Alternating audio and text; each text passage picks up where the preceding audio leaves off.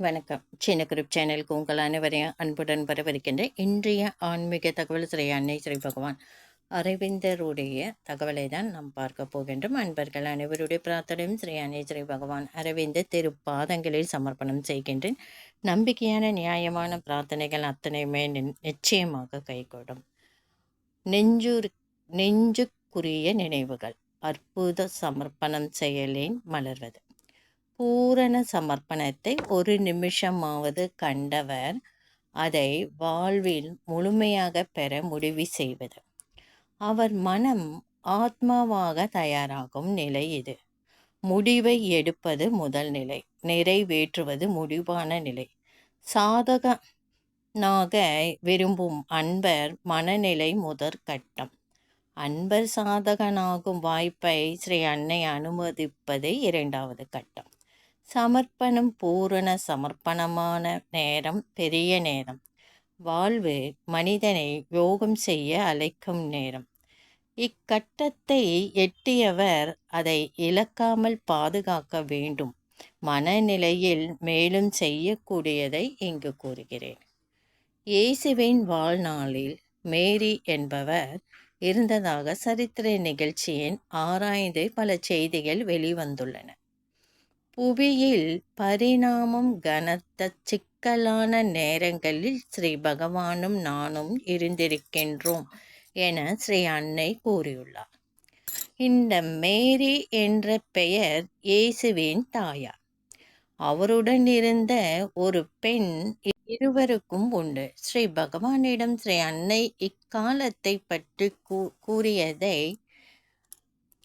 ஸ்ரீ பகவான் அதற்குரிய ஆன்மீக விளக்கம் கொடுத்ததாக ஸ்ரீ அன்னை கூறியுள்ளார். சூட்சும உலக வாழ்வில் அம்சம் அது.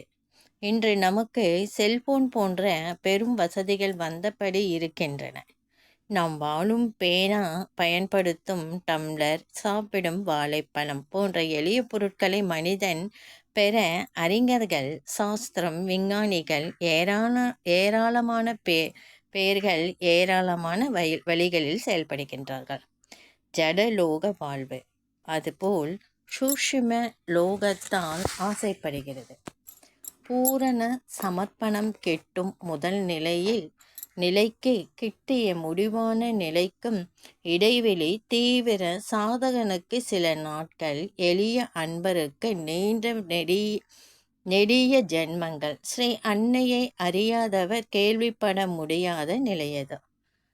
வாயிலில் நிற்பவர் வாய்ப்பை அறிந்து போற்றினால் வாய்ப்பு சூட்சுமத்தின் பலித்ததா இல்லையா என அறியலாம்.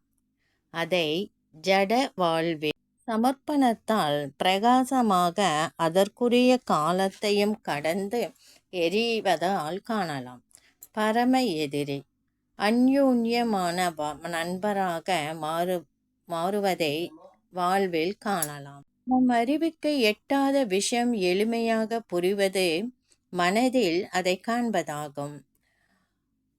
அதற்குரிய காலம் முடிந்து விட்டது என்பது சட்டம். மனம் இச்சட்டத்தை ஏற்றதை உயர்ந்த அறிவே ஆன்மாவில் சிறந்த அன்பருக்கே அச்சட்டமில்லை என கூற முடியும்.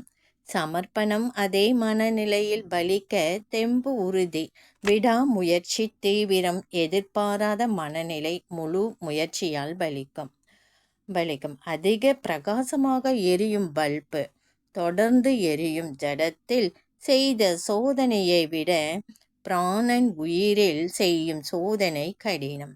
ஒருவன் பரம எதிரியானால் அவரை நான் மன்னித்து விட்டேன், மனம் மன்னிக்கவில்லை, நான் மன்னிச்சிட்டேன், ஆனால் என் மனம் அதை ஏற்கவில்லை, மனம் மன்னிக்கவில்லை என்றால் அவருடன் உள்ள அனைத்து தொடர்புகளிலும் நம் சிறு குறையிருப்பது தெரியும். அவற்றை அகற்றினால் கோபம் எழும். கோபத்தை விலக்கினால் எரிச்சல், விரக்தி நிற்கும்.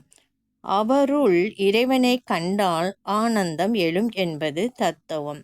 எதிரியா இருந்தா கூட நமக்கு கோபம், எரிச்சல்லாம் வரும். ஆனால் ஸ்ரீ அன்னையின் வழிமுறையில அதை மாதிரி வரக்கூடாதுங்க. எதிரியா இருந்தா கூட அவங்கள இறைவனாக ஸ்ரீ அன்னை ஸ்ரீ பகவானாக நாம் பார்க்கும் பொழுது அவங்க மீது நமக்கு கோபம் வராது என்று குறிப்பிடப்பட்டுள்ளது. எழும் என்பது தத்துவம். அந்நிலையின் தொடர்ந்த இடைவிடாத தீவிர அழைப்பு அதையும் சாதிக்கும். பருவம் முடிந்த பிறகு பழம் பழுக்காது. தவறி 1, 2 பழுக்கலாம். பருவ காலம் பருவத்தை கடந்த பின் பலனில்லை என்பது மனம் கண்ட அறிவு. பருவம் பருவ காலத்திற்குரியது சமர்ப்பணம். காலத்தை கடந்தது என்ற எண்ணத்தை ஏற்காது. புரிந்தால் ஏற்கலாம், புரியாது. எண்ணத்தை மனம் ஏற்பது ஒரு கட்டம். பழம் பழுப்பது முடிவான பெரிய அற்புதம். ஆச்சரியமாக மலர்வது முதற்கட்டமே இங்கு கருதப்படுகிறது. அடுத்தது யோக சக்தி. நான் அதை குறிப்பிடவில்லை. சமர்ப்பணம் மனதில் நிறைந்து அதனால் நெஞ்சம் நெகிழ்ந்து உடல் ஒரு நிமிஷம் புல்லரைத்தான் மனம் அக்கருத்தை ஏற்கும், ஏற்று மகிழும். இறைவன் ஆனந்தத்திற்காக உலகை படைத்தார் எனில் அதன் முடிவில் ஆனந்தம் பெறுவார் என புரியும்.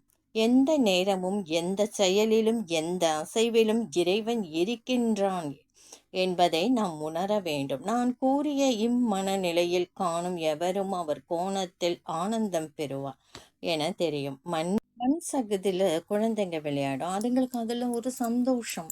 நம்ம தான் பயப்படணும், ஐயோ குழந்தைங்க சகதியில் போய் விளையாடுறாங்களே என்று. நமக்கு உணர்வாக புரியும்.